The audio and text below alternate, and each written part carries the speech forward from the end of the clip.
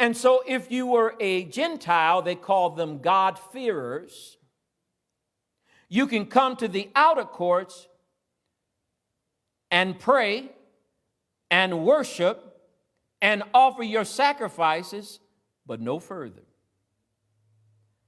But get this, the Jews decided that they would set up a market for the money changers in the outer court, because you may not have been acceptable to go into the inner court, but your money is acceptable.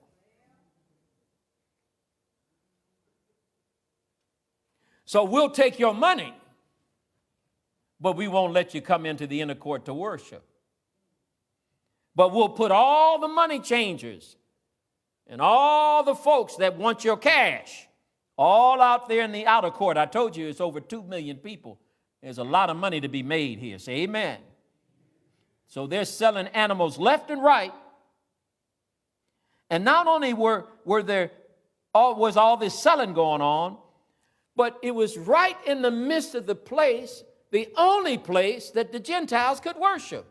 So imagine you're in worship service on Sunday and somebody's got a cash register sitting up here selling you Bibles. And you trying to worship. What disrespect. That's why your handout speaks to hypocrisy revealed. They were infringing on the only place these Gentiles could come and worship, but they weren't not only good enough to worship with the Jews, but they were good enough to spend their money with the Jews. Say hypocrisy. And that's why Jesus was furious. He came in there, and by the way, just in case you say Jesus little meek and mild, no. There's no meek and mild Jesus here. If you look, and you look at the temple or the scriptures closely, look what it says. In verse 15 it says, and when he had made a scourge of small cords. What does that mean? That he took time to wrap up this twine. He didn't just come in there and act emotional here. That wasn't it. He intentionally wrapped up some twine or whichever he did, and he came in there and took care of business. What in the world are you all doing here?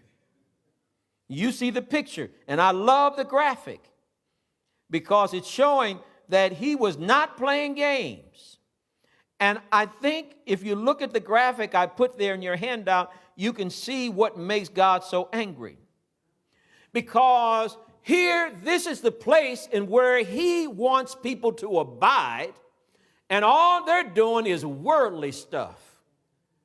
All they're doing is what they want.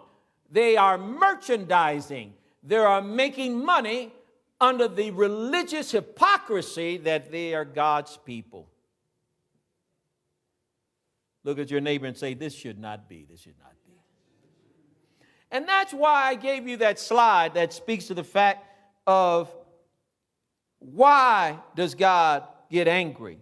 He gets angry because when people in power abuse it and exploit people that don't have power and exploit those people that are weak, it is something that he finds reprehensible. He drove them out. He turned over the tables. He drove out the animals. What was he doing? He was challenging their hypocrisy and their disrespectful behavior. And as shocking as this event was to them, they shouldn't have even been shocked. Why? Because they were aware of the process of cleansing. It was always their custom to search their household and to get rid of yeast before the Passover. How many of y'all remember what yeast represents? I didn't hear you. It represents sin. Yeast in the Old Testament was the symbol of sin. And so to celebrate the Passover, they had to go through every nook and cranny in their household to find every aspect of yeast and get rid of it, because it was, I know y'all know where I'm going here, it was the outward sign of them getting rid of sin. But at the very same time, they're taking all this money from these Gentiles. It's called hypocrisy. It's called religion. Can you see why God does not like religion? Religion is outward expression, but it doesn't mean inward purity.